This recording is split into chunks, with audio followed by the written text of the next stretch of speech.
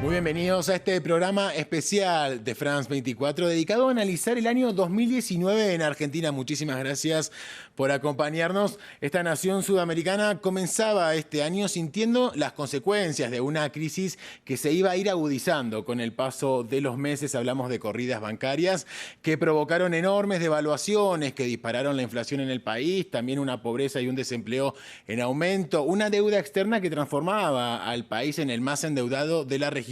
Y además, por supuesto, miles de personas en las calles manifestándose en contra del gobierno, entre otros elementos que hacen de esta una de las peores crisis desde 2001 para varios analistas. Pero 2009 ¿podría ser considerado el año del desplome para Argentina? Bueno, a esta pregunta y a muchas otras vamos a intentar responder junto a nuestro invitado. Estamos hablando de Nicolás Liendo. Él es analista político y decano de la Escuela de Política y Relaciones Internacionales de la Universidad Sergio Arboleda de Colombia. Nicolás Liendo, muchísimas gracias por estar presente en los estudios de France 24 en este programa especial. Bueno, muchas gracias y bueno, aquí para ver qué decimos de Argentina. Vamos a ver. Y si te parece, Nicolás, comenzamos conociendo algunas cifras económicas que darían cuenta, como hacíamos referencia al comienzo, de esta situación en la que se encuentra la República Argentina. Comencemos hablando del desempleo en la nación sudamericana, según cifras del Instituto Nacional de Estadística y Censos de la República Argentina, el INDEC. O sea, estamos hablando de cifras oficiales dadas por el gobierno nacional, como podemos ver en este gráfico. El desempleo fue en aumento desde 2018 hasta la actualidad. El segundo trimestre del año pasado, Argentina registraba una tasa de desocupación del 9.6% que bajó a finales de 2018 al 9.1%, y en el segundo trimestre de este año, de 2019, llegó a los dos dígitos, al 10.6%. Conozcamos ahora otros datos que tienen que ver con la pobreza y la indigencia. En Argentina, lejos de los deseos de pobreza cero que anunciaba Mauricio Macri al asumir la presidencia del país, el INDEC informó que el primer semestre de 2019, el número de personas por debajo de la línea de la pobreza creció al 35.4% frente al 27.3% del mismo periodo de 2018, que recordemos terminó con una tasa del 32% de pobres. Y si hablamos de indigencia, que a diferencia de la pobreza se refiere a las personas que no tienen ingresos que le alcancen para hacer frente a las necesidades alimenticias básicas, vamos a ver que en el primer semestre de 2018 era de un 4.9%, en el segundo del 6.7% y en 2019 alcanzó durante el primer semestre la cifra de 7.7%. Y vamos a ver ahora cómo ha evolucionado el valor del peso argentino con respecto al dólar, un dato clave dado que las devaluaciones impactan en el poder adquisitivo de los ciudadanos. Cuando comenzaba el año, en enero de 2019, un dólar estadounidense equivalía a 37.65 pesos argentinos, mientras que al 11 de diciembre del mismo año, un dólar equivale a 63.04 pesos. Estas son cifras del Banco Central de la República Argentina. Bueno, volvemos ahora al estudio para analizar estos datos con nuestro invitado Nicolás Liendo. Nicolás, como decíamos al principio, considerás, lo decía en la presentación, ¿no?, de este programa especial, ¿fue 2019 el año en el que se consolidó el desplome de la Argentina, al menos en términos económicos? Bueno, yo creo que hay un retroceso muy fuerte en materia económica, pero no sé si hay un desplome. O sea, creo que la economía argentina hace 50 años que tiene problemas estructurales serios.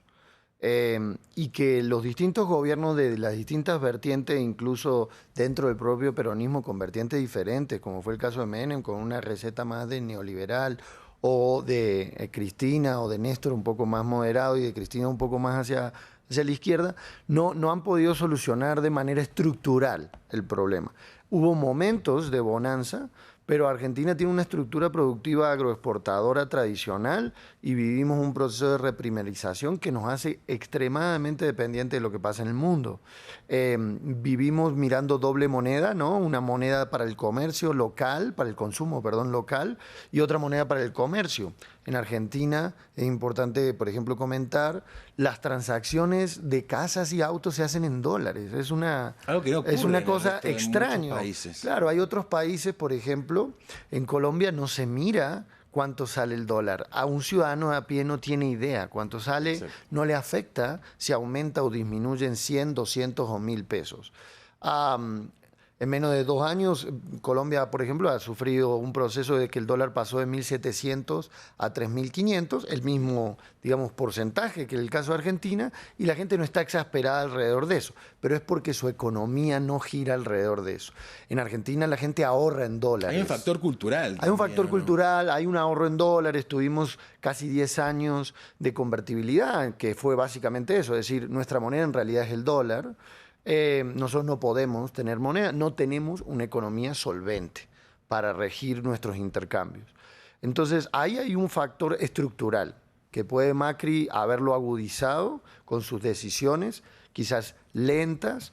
Él apostó por el gradualismo para cambiar quizás los últimos errores de los años de Cristina, pero también tiene que ver con problemas estructurales. Ni Cristina es plenamente culpable, ni Macri. Hay un problema estructural que no hemos podido resolver en relación a la matriz productiva y a cómo nos integramos en el mundo. También hay un dato económico que ahí no comentamos, pero podemos adicionar, que es que en Argentina tenemos 1 de cada 3 empleados públicos, 1 de cada 3 personas son empleados públicos. Sí. Y el Estado está para ayudar a reducir las desigualdades, a redistribuir esa riqueza que el país produce, pero si todo el mundo trabaja para el Estado, no hay riqueza privada, ¿no?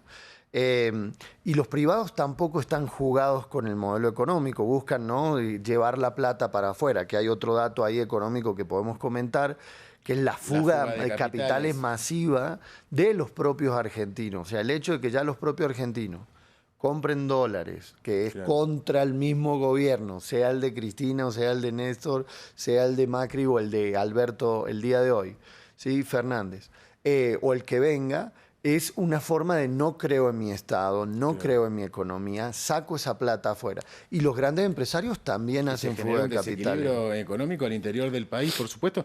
Y Nicolás, ¿vos atribuirías este punto al que se llegó en materia económica a la no reelección de Macri? Recordemos que es el primer presidente en la historia de la Argentina que no es reelecto desde que se permitió la reelección, ¿no?, por ley a partir de la década del 70.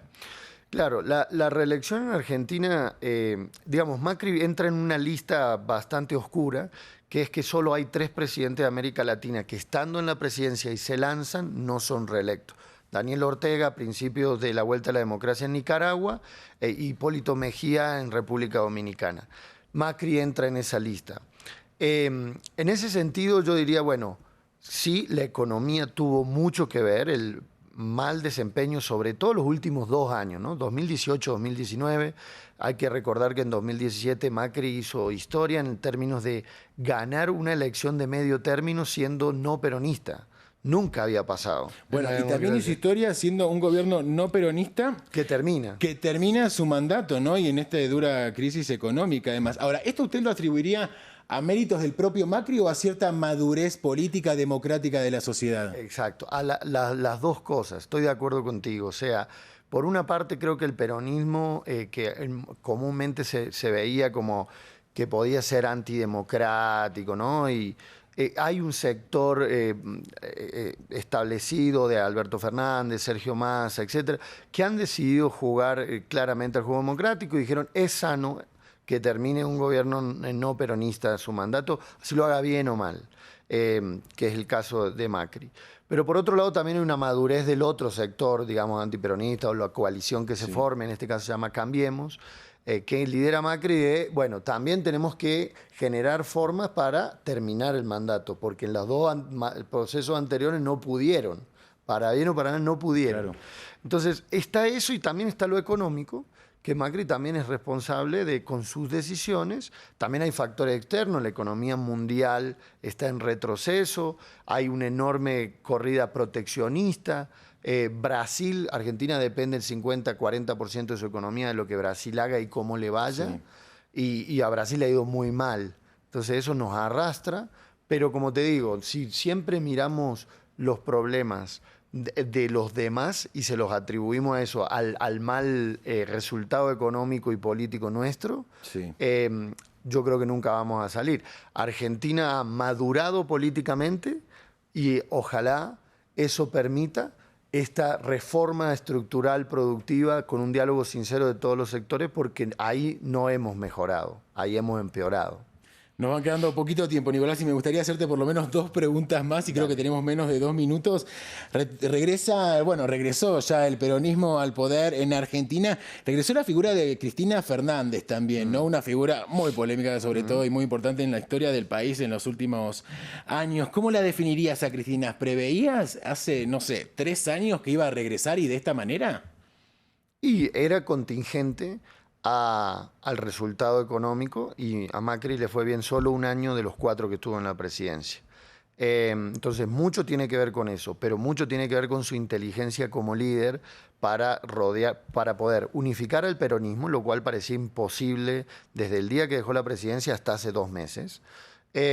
Segundo, para tener el gesto político de no ser ella la que lidere el proyecto, sino poner a Alberto Fernández por delante de ella, aunque no queda claro luego cómo van a gobernar, si van a ser los dos juntos, él como presidente, que se lo ganó, o ella por detrás. Eso hay que verlo, lo veremos más adelante.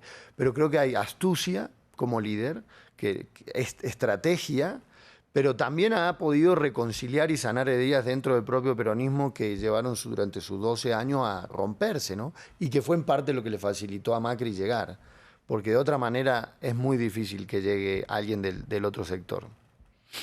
Bueno, para finalizar brevemente, Nicolás, perspectivas para el futuro argentino en esta nueva etapa. Bueno, es muy complicado el panorama económico que recibe Alberto Fernández, porque cada tuerca que uno toque de cualquier lado va a afectar todas las demás, ¿no? Entonces, si uno quiere movilizar el consumo, le va a afectar o la deuda, o le va a afectar la inflación, o le va a afectar la pobreza. Entonces, lo primero es renegociar la deuda con los tenedores privados y del FMI, y luego intentar renovar o remover la economía a partir del consumo. Como decías, la matriz productiva. Nicolás Liendo, muchísimas gracias por estos minutos con France 24. A ustedes los invitamos a continuar informándose en el resto de nuestra programación y también, por supuesto, en france24.com.